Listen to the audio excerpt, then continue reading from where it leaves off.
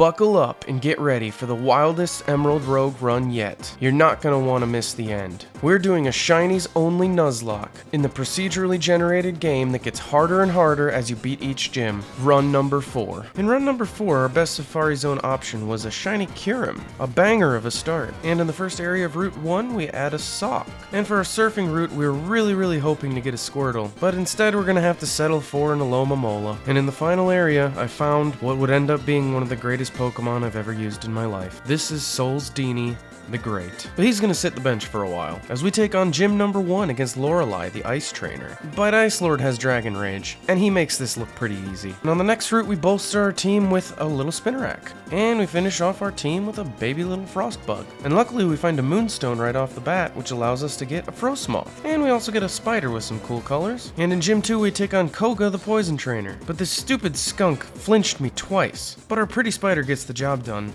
only to be mercilessly executed by an aftermath. Really sad day. And in a battle of legendaries, Ice Lord comes out on top, and the Lord of the Ice finishes the rest of the gym with ease. Luckily, we're able to replace our Spider with a baby Sobble, and we're able to boost it to Inteleon almost immediately. In gym number 3, we take on Brawly the Fighting Trainer, but Mr. Bond likes it surfin', not stirred. Not even beefcakes can stand in his way. And Ice Lord's brought in to finish the job like always. It's starting to feel like we have a chance here. And on the 4th route, the only Pokemon we add to the team is a little Swinub, and it instantaneously turns into a Piss Mammoth, which leads the way against the Steel Gym Trainer in Gym 4, defeats a tough Skarmory, and then subsequently dies. That's what you get for resembling a haystack. Then unfortunately we go up against an angry Viking cat, but Barney has absolute nerves of steel. Please get that kill! Oh! But the onslaught of legendaries just continues. Oh my god! And our Ice Lord finally faces a legendary battle that he can't win, putting us in dire straits. And Mr. Bond avoids a Thunder en route to an upset victory, while continuing to slay some birds. Still alive, but we're diminished. Luckily, Solsdini's finally becoming more useful, and we're forced to rebuild with the mighty Pickles, and I should have stuck with my original strategy of not facing trainers here. Stop throwing good Pokemon at me! Okay, there you go, that's doable. Get out of here. Get... Oh...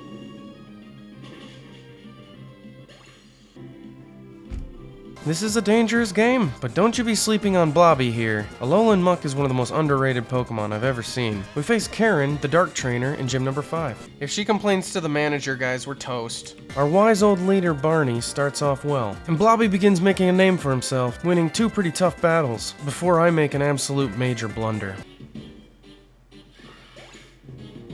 I have never seen knockoff hit so hard in my entire life.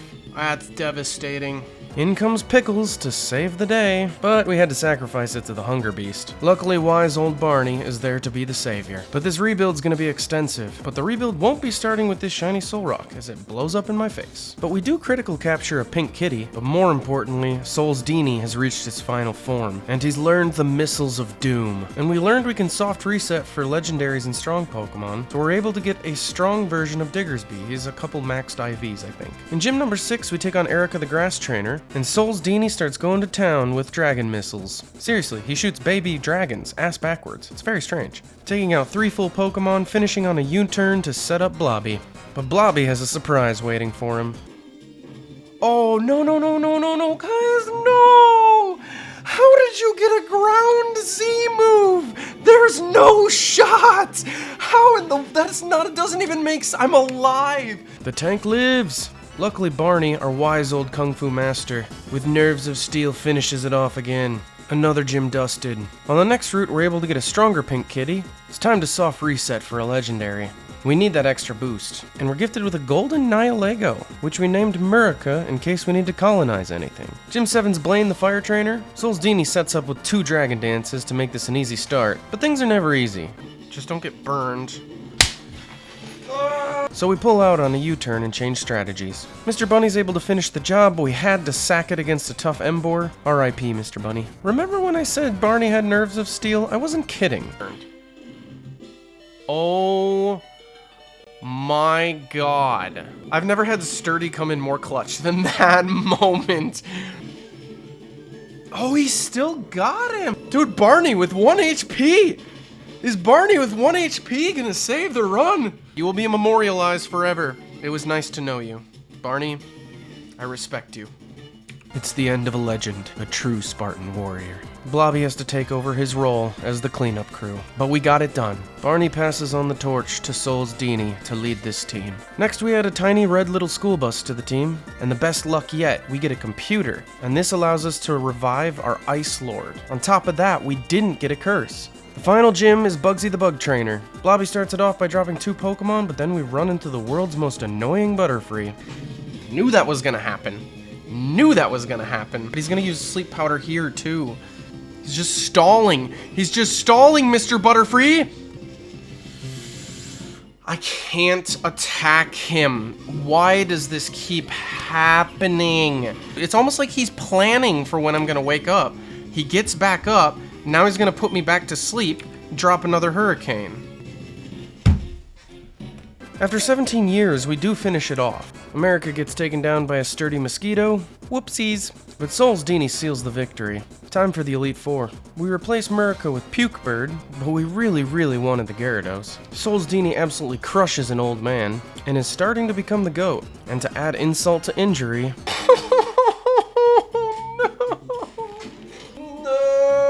handed me a Gyarados on a silver platter. We're able to get ourselves a Vikavolt, and we're ready to roll right into the Elite Four. Souls Dini opens up with a couple Dragon Dances, and then becomes an F1 bomber, shooting little baby dragons all day long, and absolutely sweeps the competition. Beautiful start. On the next route, we replace Puke Bird with Horse Dragon, and we roll right up on Sabrina in the Elite Four. It is time for more Dragon Dance. And Dragon Darts is not the only trick up Souls Dini's sleeve. With a full Phantom Force sweep, channeling the likes of the Fire bloodline in his veins. Toadette faints in the next route, but we're able to replace it with another legendary, a beautiful pink Virizion. And we head into the third Elite Four battle hoping for more of the same. And Souls Dini goes Super Saiyan, en route to a third straight sweep.